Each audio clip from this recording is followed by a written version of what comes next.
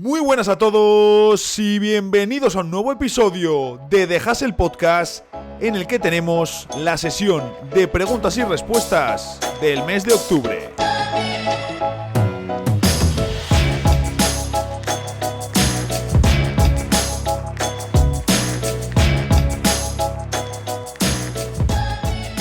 Estoy grabando en miércoles por la tarde, dentro de un horario normal.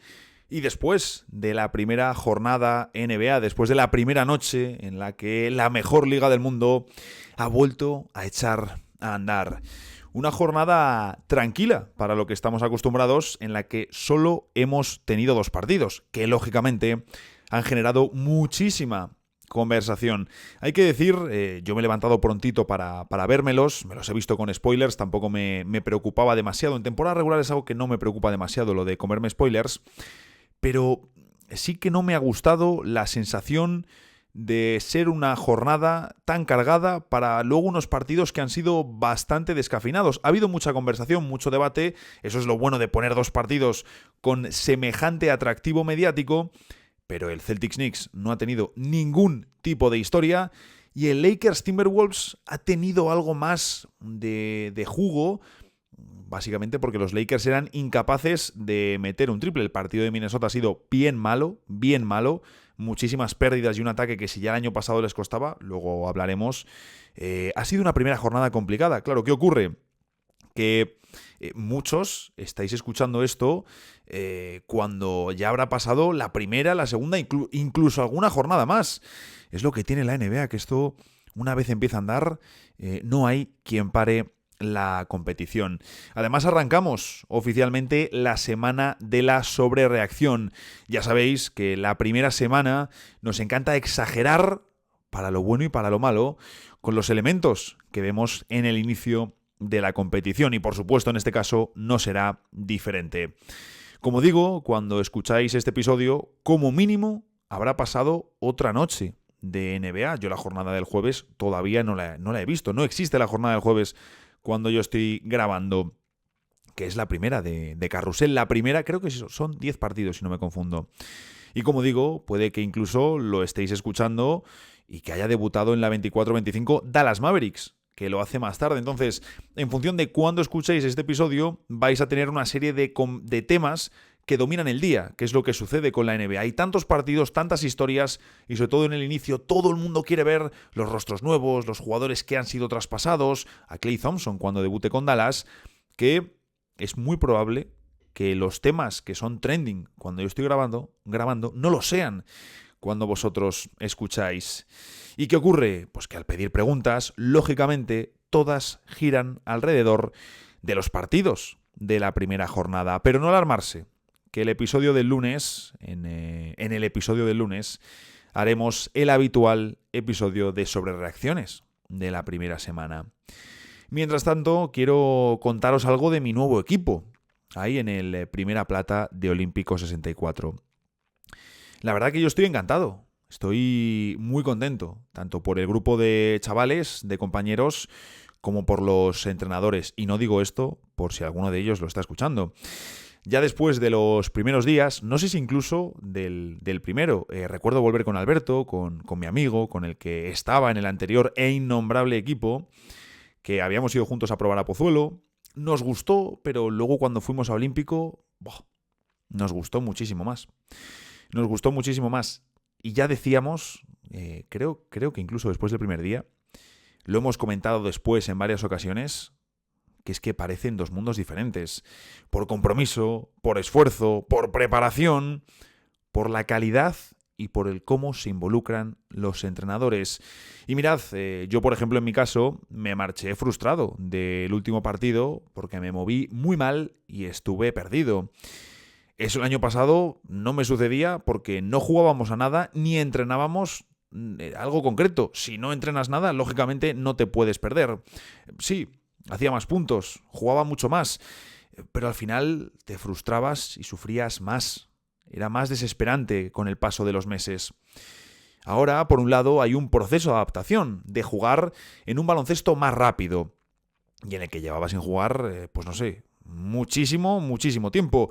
Si venía de 3 años de municipal antes con los colegas y venía de otros 3 o 4 años sin jugar, pues echad cálculos. Pero bueno, hay un proceso de adaptación que en frío uno dice, oye, pues es normal, ¿no? Es lo que hay que hacer. Pero cuando en un partido no terminas contento con cómo has jugado, con cómo te has movido, pues te fastidia, te jode. Ni proceso ni nada. Tú quieres hacerlo bien ya.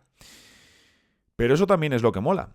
Me decía mi entrenador que él cree que necesito más repeticiones para ir encontrándome. Pero claro, me voy ahora 2 semanas a Japón, por lo tanto ahí difícil entrenar. Aún así, muy contento, porque hemos pasado de una situación muy difícil, donde solo nos mantenía el estar con tus amigos, a estar ahora con un gran grupo, donde se curra mucho y se disfruta más, incluso de los momentos frustrantes. Así que me temo que para los fans del salseo, este año no tendremos tanto contenido, pero siempre tendremos la NBA. Bienvenidos a The Hustle Podcast.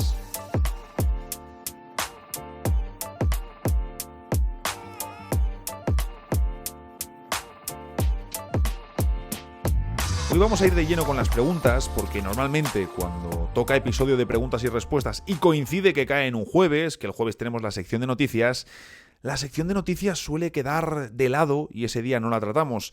¿Qué ocurre? Que tenía ya unas cuantas noticias guardadas, salieron ayer de hecho en su mayoría, y quería comentarlas. Y como las preguntas las he pedido hoy en el último momento y no tenemos tantas, pues oye, la verdad que viene perfecto y maravilloso, porque debo decir que llevo muy mal lo de dejar preguntas fuera.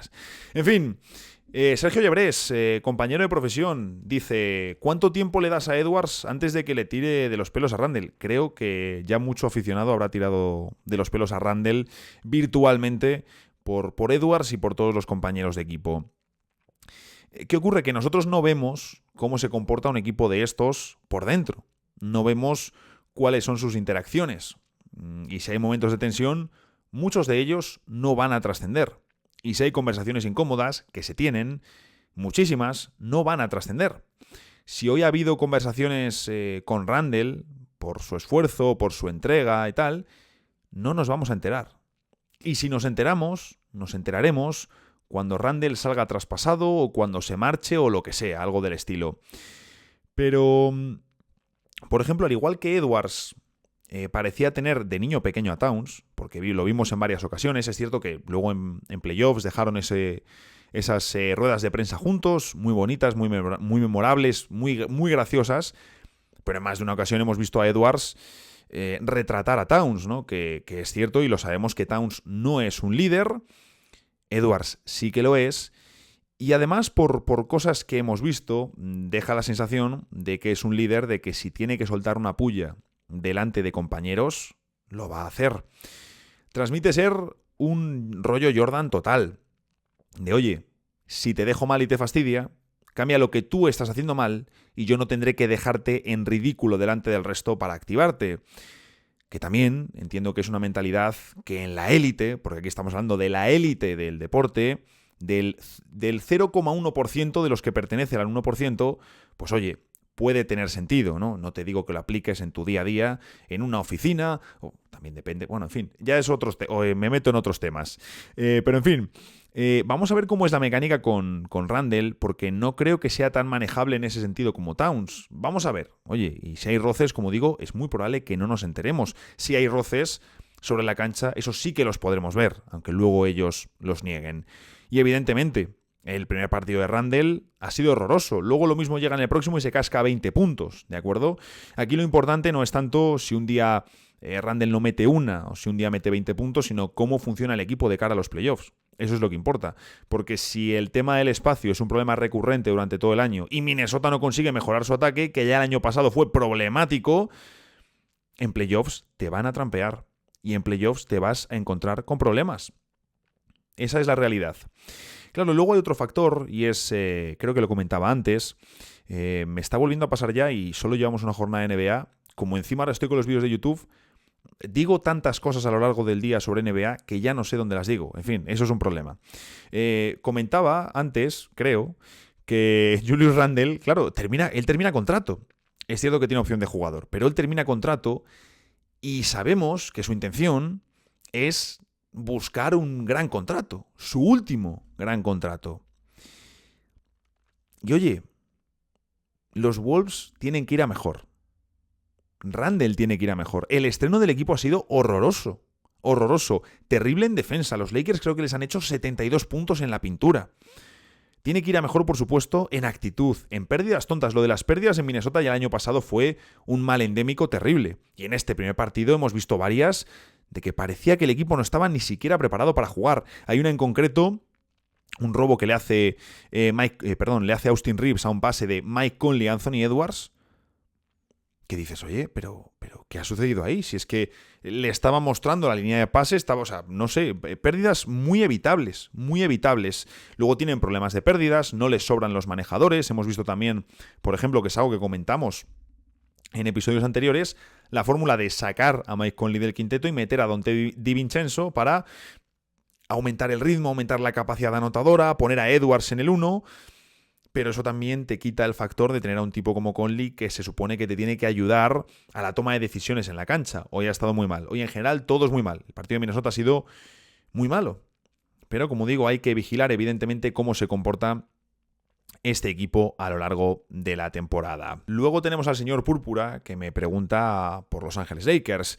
Me dice, por lo que llevamos visto, ¿qué está aportando hasta ahora JJ Redick a los Lakers en rotación y táctica? Bueno, a mí el primer partido de los Lakers me ha gustado mucho. Me ha gustado mucho. Es posible que estéis escuchando esto después de su segundo partido y lo mismo ese día han perdido. Pero, al igual que con Minnesota, esto se trata de ver cómo evoluciona el equipo, por supuesto, en cuanto a resultados para la posición de la clasificación, pero también pensando en la postemporada. Mucho más dinamismo y mucho más ritmo. Un equipo que juega más activo y que propone más cosas, aunque sean simples, que lo visto en los últimos 2 años, ¿no? En la última temporada fallida de Vogel, en las temporadas de Darvin Ham. Y cosas que me gustan, elementos que hemos visto, que además Redick ya había dicho que quería hacer, porque otros entrenadores dijeron, sí, queremos utilizar más a LeBron sin balón, y luego nunca lo vimos. Ha habido otros que han dicho, sí, vamos a hacer que el juego gire alrededor de Anthony Davis, y no lo hemos visto. Bueno, pues Redick dijo que quería que el juego girase más en torno a Anthony Davis, que tiene sentido y lo llevamos esperando desde hace años por la edad de LeBron y de Davis, y usar más a LeBron sin balón. Bueno, yo en este primer partido lo he visto, y se ha visto. Entonces, esto creo que es una muy buena señal, sobre todo porque LeBron, según vaya perdiendo atletismo y capacidad física, que es algo completamente normal, y de hecho creo que, al igual que comentaba que en los últimos playoffs ya ha sido la primera vez que yo he visto a LeBron ya que físicamente no llegaba, me está dejando un poco esa sensación en este inicio de temporada, incluyendo algunos clips que he visto de la pretemporada. Me está dando la sensación, vamos a ver cómo evoluciona, ¿de acuerdo? Pero creo que es muy inteligente o es muy útil el ir llevando al LeBron, que se supone que le quedan 2 temporadas en la NBA, no olvidemos eso. Como decía también, a un perfil más también Draymond Green, si no está jugando alero, que le pongas de Draymond Green. Hoy le hemos visto jugar de alero, le hemos visto jugar también en el 4, es decir, en diferentes papeles. Luego LeBron hace de LeBron, pero sí que le hemos visto, por ejemplo, en la esquina, que ha metido cuando ha coincidido en cancha con Bronny James, con su hijo, que ha metido un mate brutal, ¿no? Metiéndole una puerta atrás a su defensor. Entonces LeBron tiene un gran movimiento sin balón, es un jugador que puede explotar hacia el aro, que puede completar cortes desde fuera, desde cabecera, desde el lado del triple, desde el ángulo, pero también es un jugador al que hemos visto en la última temporada lanzar muy bien de 3. Es cierto que el curso anterior venía de lanzar creo que alrededor del 32 o 33%, pero yo entiendo que Redick, y más sabiendo que los Lakers no han fichado tiradores fuera de Dalton Canet, utilizar a LeBron sin balón y como tirador es un elemento interesante para darle más variedad a tu juego, para hacerlo menos previsible, y luego aún así siempre podrás tirar de él, darle la pelota a LeBron, buscar a LeBron en el poste, buscar la ventaja de James, lo que sea. Pero eso me ha gustado mucho y sobre todo lo que decía, que el juego gira alrededor de Anthony Davis, que es algo necesario. También más presencia de Austin Reeves sobre la pelota, que es algo, entiendo, muy normal, ¿no? Hemos visto, por lo menos en este primer partido, muy poco acierto desde el triple, muy poco acierto, muchos buenos tiros de Lakers, pero muy poco acierto, no pasa nada, así es el baloncesto. Pero sí que hemos visto, por ejemplo, a Russell muy centrado en dar buenos pases, y lo hemos visto. ¿Que no ha metido una? Bueno, Austin Reeves tampoco. Pero me ha gustado los dos muy enfocados en generar juego para el equipo. En general lo hemos visto con todos. También incluso Anthony Davis, un par de pases muy buenos. En fin, sensaciones excelentes, la verdad. Siendo el primer partido, faltando Jarred Vanderbilt, que es un jugador que tiene que subir también el nivel atlético y defensivo de este equipo. En fin, interesante, la verdad. Hachimura más involucrado, que es algo que me parece fundamental. Creo que fue el jugador más infrautilizado por Darvin Ham la pasada temporada. Y luego a nivel de rotación, lo que hemos visto en este primer partido, que me he ido apuntando los cambios que ha hecho Redick, cómo ha ido rotando. Y en función de cómo vaya preparando el viaje a Japón y cómo vaya dejando los podcasts programados, porque estos días están siendo de grabar y editar 24/7, me gustaría hacer un vídeo sobre Redick y los Lakers antes de marcharme a Japón. A ver si me da tiempo. Si no, a la que vuelva tenemos muchísimos meses de temporada. Pero la rotación inteligente, porque iba entrando y dando salida constantemente a los jugadores. De hecho, el primer cambio, el primer jugador sustituido en la victoria contra Minnesota Timberwolves ha sido precisamente LeBron James. Ha entrado Max Christie, que ha hecho un buen trabajo en defensa, pero me temo que para estar por delante de Dalton Knecht, que lo ha hecho bastante bien, Christie va a tener que meter triples. Como Christie no meta triples, me parece que Knecht se lo va a comer en la rotación, porque los Lakers no van sobrados tampoco de puntos. Y Knecht está dejando buenas sensaciones defensivas, pero es que en ataque parece que se puede comer a Christie por todos lados, que ya lo comentamos en el vídeo que subí de Knecht al canal de YouTube. Claro, todo esto es después del solo partido y son más bien sensaciones. Muy buenas sensaciones, pero sensaciones después de un solo partido. La muestra es ridícula, es enana, no podemos extraer conclusiones. Juan Carlos Suárez me dice: viendo los partidos de New York y Minnesota, no entiendo el valor que le dan a Cameron Payne como armador por su falta de constancia, y de Gobert, que no puede tomar ni un rebote con sus 110 millones por 3 años que cobra. Saludos de vuelta, Juan Carlos. Bueno, yo debo decir que Payne no me desagrada como recurso de banquillo. Obviamente no puede ser tu primer generador desde el banco, porque entonces estás fastidiado, pero creo que sigue teniendo utilidad para equipos de playoffs. Creo que sigue teniendo algo de utilidad, aunque sea. Y al final también tenemos que entender que estos Knicks le contratan porque no tienen absolutamente nada en el banquillo. Payne al final para jugar poquito, claro, pero creo que además es el típico jugador que enseguida sabes si va a tener un buen o un mal partido, porque se le nota muchísimo. Es de estos jugadores que si mete las 2-3 primeras entradas que realiza, ya va a entrar en el partido con confianza, caliente, y va a poder meter varias. Y lo mismo te puede meter un extra de puntos desde el banquillo muy interesante. Y si ves que le falla las 2-3 primeras, luego en defensa es un tío que pone trabajo pero que físicamente va limitado, pues ese día le cortas los minutos y ya está. Aún así, fíjate que lo que menos me preocupa de la rotación de los Knicks es el puesto de base, porque Branson va a jugar una barbaridad, eso lo sabemos todos. Luego está Miles McBride, que también va a jugar muchísimo, tanto porque es el suplente de Branson como porque va a caer, y lo hemos visto en este partido también, al puesto de 2, con los titulares, cuando esté dando rotación y jugando todavía gente importante, como, y lo hemos visto en el partido contra Boston, jugando al lado de Cameron Payne. Esto también lo hemos visto. Muy buen partido de Miles McBride en el estreno de temporada de los Knicks. De hecho, en el primer tiempo sostiene él con sus puntos prácticamente al equipo de la Gran Manzana. Y luego tienes, como decía, McBride de gran suplente, que se lo va a comer todo.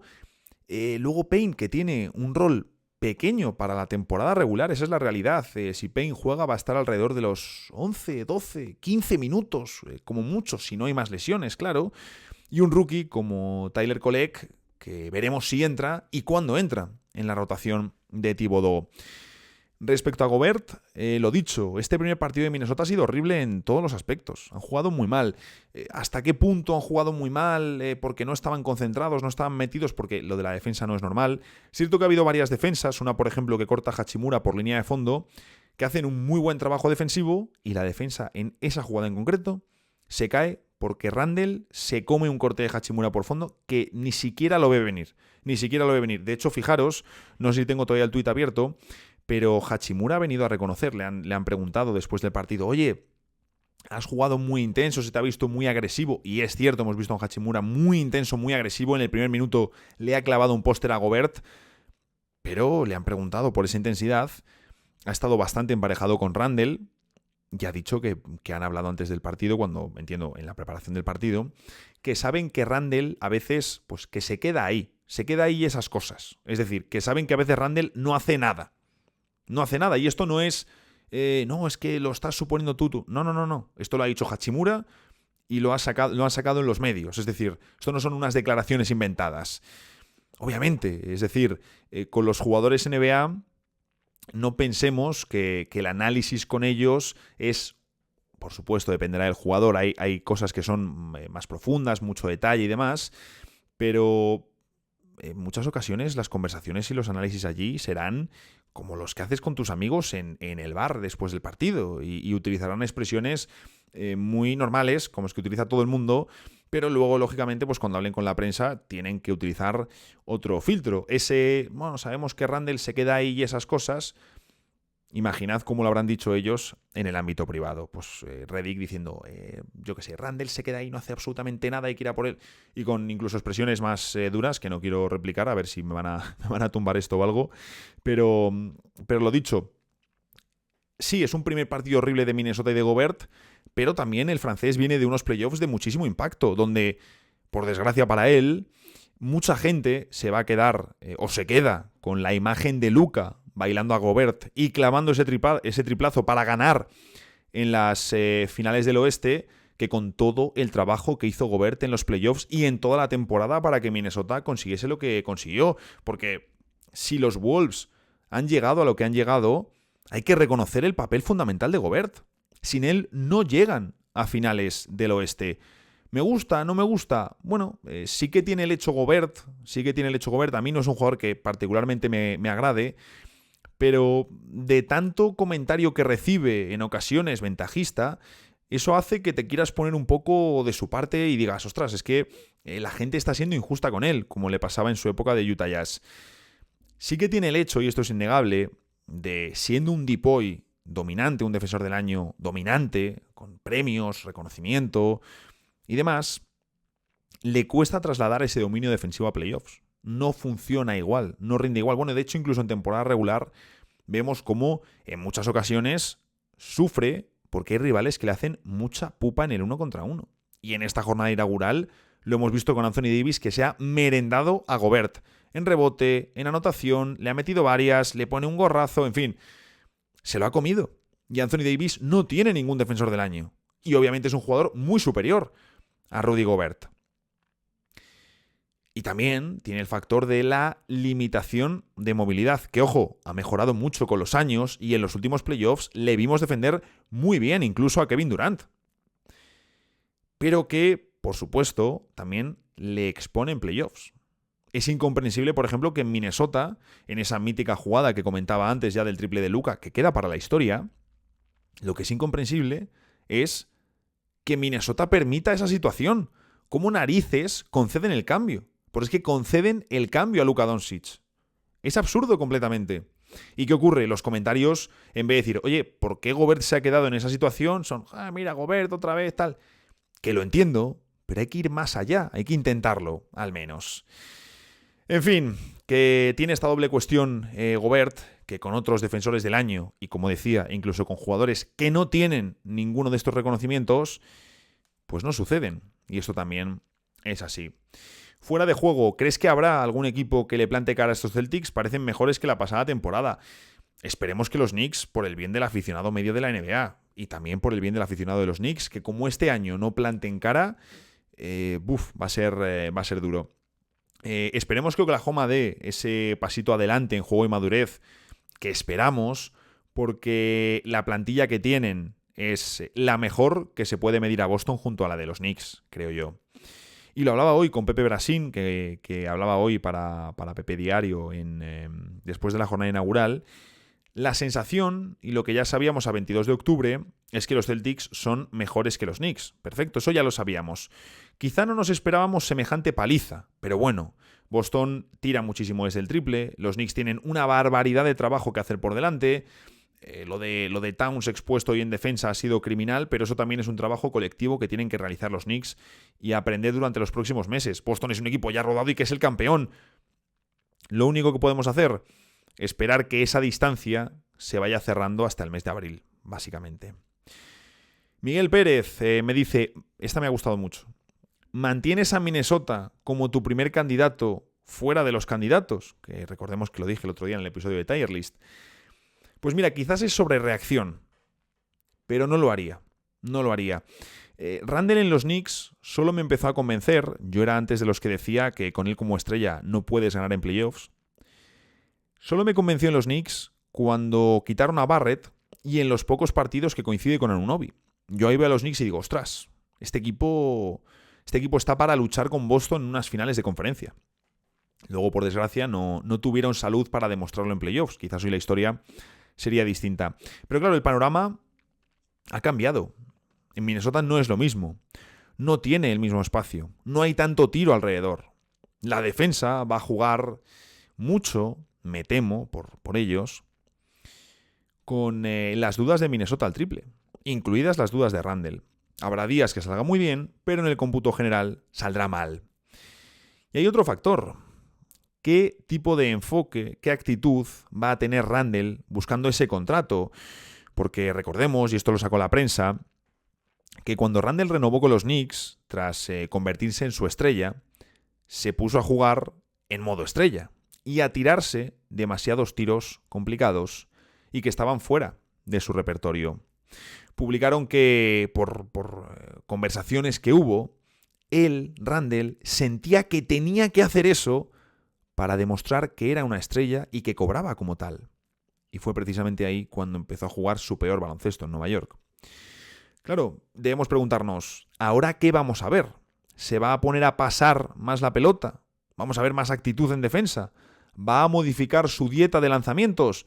Sinceramente, no tengo ni puñetera idea, pero es cierto que para mí este primer partido ha sido un golpe. Quizás es sobrereacción, perfectamente. Nadie es inmune a la sobrereacción.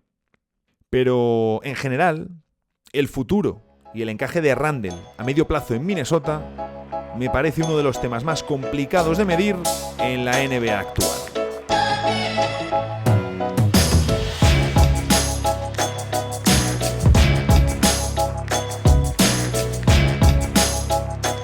Hoy es jueves y eso en The Hustle Podcast significa que tenemos la sección de noticias, comenzando con una de los Warriors. Jonathan Kuminga y Golden State nunca estuvieron cerca de alcanzar la renovación. Es una información que nos trae Brian Windhorst en su podcast, en The Hoop Collective Podcast, una de las fuentes más fiables que hay en Estados Unidos, y nos cuenta lo siguiente. Ambas partes pusieron sus números en el proceso y no estaban ni siquiera cerca. La brecha nunca se cerró. El posible acuerdo estaba muerto antes del límite. Recordemos que el límite para renovar a los jugadores que les toca según su clase del draft es el día anterior a que empiece la temporada regular. Ambas partes sabían que el acuerdo no se daría. Le tocaba renovar a la camada del draft 2021 y ya hemos visto cómo, por ejemplo, los Cade Cunningham, Evan Mobley, también Franz Wagner, por ejemplo, renovaron antes de verano. Y también, antes de que llegase ese límite, hemos visto a Jalen Sachs, a Jalen Johnson, a Jalen Green, Alperen Sengun. Nos sorprendió Houston cerrando al final las renovaciones de estos dos jugadores. Incluso el compañero de Kuminga, Moses Moody, un jugador secundario en los Warriors, también ha cerrado su renovación con Golden State, también por supuesto con una cifra económica mucho más baja que la que pedía Kuminga. Y precisamente los dos casos más destacados del draft 2021 que quedan sin firmar, que quedan de momento con su futuro por resolver, son precisamente el pick 6 y el pick 7, Josh Giddey y Kuminga. En el caso de Giddey es evidente que no se iba a conseguir la renovación porque ha cambiado de equipo, ha pasado de Oklahoma a Chicago y además viene de unos playoffs en los que ni siquiera podía jugar. Para los Thunder no podía estar en cancha, es decir, no es noticia que Giddey no alcanzase la renovación y por lo visto Bulls y jugador ni siquiera llegaron a negociar propiamente. El caso de Kuminga sí que es distinto porque hablamos de un jugador que lleva toda su corta carrera en los Warriors y este último curso ha sido a la vez el más tenso y el de más evolución. Entiendo que Kuminga pedía mucho más dinero del que los Warriors estaban dispuestos a dar. ¿Y qué queréis que os diga? Es que es lógico que los Warriors no quieran soltar la pasta con todo el contexto que tienen. Es decir, ellos en verano trataron de adquirir a otros jugadores, trataron de adquirir a Paul George, luego a Lauri Markkanen. Kuminga estaba rondando en esas potenciales conversaciones de traspaso. Según es cierto que Ramona Shelburne luego dijo que el acuerdo con Paul George no salió adelante porque no llegaron a poner nunca a Kuminga encima de la mesa. Pero una fuente de la que me fío bastante más de los Warriors, no me sale ahora el nombre, Tim Kawakami creo que es exactamente, es un nombre un poquito más complejo, no recuerdo ahora exactamente, puede que me haya equivocado. En este insider lo que sí que nos cuenta es que los Warriors sí que pusieron a Kuminga sobre la mesa de los Clippers. Otra cosa es que el pack que incluía a Kuminga no convenciese a los Clippers porque no incluía otros elementos. En fin, es una temporada clave para Jonathan Kuminga que debe ver primero si explota, mejor dicho que si explota, si mantiene la explosión y renueva en los Warriors para quedarse. O también si explota y se marcha. Vamos a ver qué sucede con su futuro. Es un caso bastante incierto, pero también es una temporada muy importante para Golden State, porque los Warriors quieren ver qué pueden hacer para competir con Curry por otro anillo. Y la realidad es que ahora mismo la plantilla que tienen no les da. Vamos con otra que además ya mencionábamos de forma indirecta en la sección, en la parte de preguntas. Rudy Gobert renueva con Minnesota por 3 años y $110 millones. Se ha anunciado justo cuando estaba a punto de arrancar la nueva temporada, la 2024-2025, y es algo que ya nos venían señalando diferentes insiders. Rudy Gobert lo que ha hecho ha sido rechazar su opción de jugador para la próxima temporada, casi $47 millones, 46,6, y renueva por menos dinero, pero más años. Serán 33, 36 y 39 millones de dólares los que registre Gobert en los libros de Minnesota hasta los 35 años y el año 2028. Su nuevo contrato es una media de 36,6 millones. Muchos seguirán señalando que es una barbaridad, pero es que Minnesota le necesita y pagaron una barbaridad por su traspaso. Eso sí que fue una barbaridad. Aún así, la cifra, bueno, digamos que es un movimiento similar a la renovación de Jrue Holiday con Boston. Y bueno, al final a los jugadores establecidos, si a los jóvenes ya se les sobrepaga por lo que pueden llegar a ser, a los veteranos pues se les sobrepaga en ocasiones por lo que han sido. Alguno pensará, bueno, pero Jrue Holiday me lo quedo antes que Rudy Gobert. Bueno, yo creo que es que hasta el propio Gobert se queda a Jrue Holiday antes que a Rudy Gobert. Donde veo el verdadero problema para Minnesota es en quién va a ser o en quién es la segunda espada del proyecto ahora que no está Karl Anthony Towns, porque McDaniels no tiene la suficiente capacidad ofensiva. Gobert nunca lo ha sido, ni mucho menos lo va a ser a estas alturas de su carrera. Y luego está Naz Reid, que me parece que es el que más se acerca, pero tampoco. Y claro, Reid también termina contrato y le vas a tener que renovar. Es decir, vas a tener a Edwards, Gobert, McDaniels y Reid comiéndose prácticamente toda tu capacidad salarial. ¿Te da con eso para armar un candidato real? Y ya ni siquiera meto en la conversación a Julius Randle, porque ¿le vas a meter otro contratazo? No tendría sentido, si no, ¿para qué te cargas a Towns? Para eso pagas el impuesto de lujo y tienes mejor equipo. No sé, algún plan deben tener en Minnesota porque me cuesta ver un ataque más eficiente de lo que tenían, que es precisamente lo que necesitan para conseguir el anillo, si tu masa salarial se va en estos jugadores. Y ojito con esta, el compromiso de Giannis Antetokounmpo con los Bucks está siendo vigilado por los equipos rivales. Cuentan Charania y Brian Windhorst que cuando hablan con gente de otros equipos de la liga, uno de los asuntos que están vigilando y que están hablando es el caso Giannis. Es cierto que renovó hace tan solo un año, cuando llegó traspasado Damian Lillard a los Bucks, un poco digamos como compromiso, porque Giannis había pedido mejoras, había pedido movimientos para volver a pelear por el anillo. Le trajeron a Damian Lillard, que es algo que él pidió, y lo que hizo fue pues devolver esa confianza en la franquicia firmando la renovación. De hecho, en parte la franquicia fue por Damian Lillard para asegurarse la extensión de Giannis Antetokounmpo. Pero claro, ¿qué ocurre? Lo que hemos hablado algún día. Los Bucks, para empezar, hablamos del candidato más viejo de la NBA. Hay dudas, por supuesto, con ellos, como con la gran mayoría de equipos, pero también es cierto que pasan bastante inadvertidos en las proyecciones y en las apuestas de la temporada. Aún así, por mucho que monitoricen el caso Giannis, la realidad es que tiene varias temporadas de contrato por delante.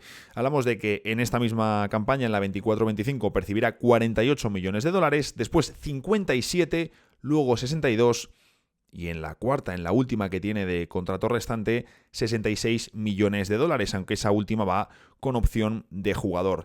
Es decir, si rechazase ese último año que tiene, Giannis saldría al mercado con 32 años en 2027. Todavía podría apurar sin duda para unirse a otro equipo y tratar de conseguir otros éxitos.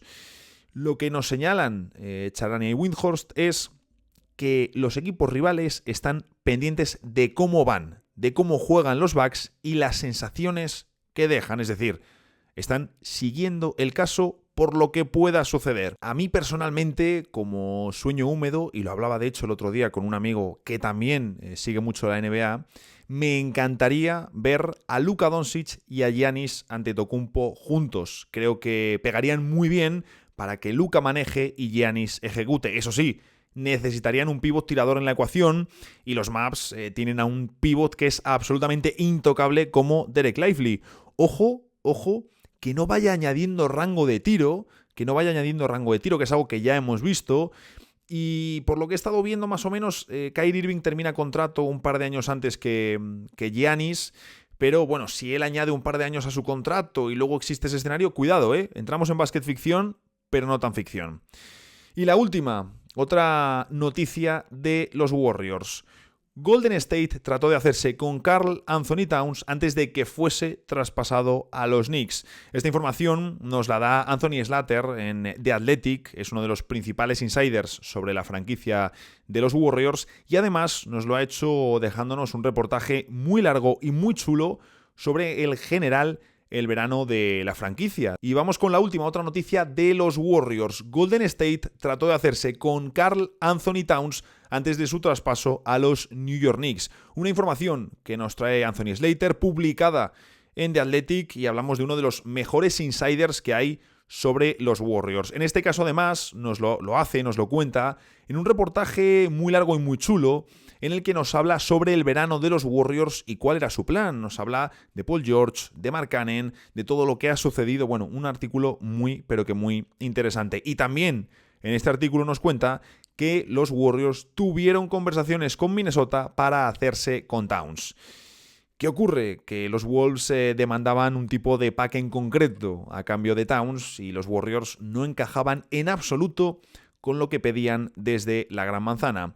Y lo que nos dice Slater es que las conversaciones duraron bien poquito y que no llegó a más, que fueron algunas conversaciones, pero que claramente los Knicks vieron que Golden State no iba a ser el equipo que les diese lo que ellos buscaban. En fin, hasta aquí llega otro día más hablando juntos sobre la NBA.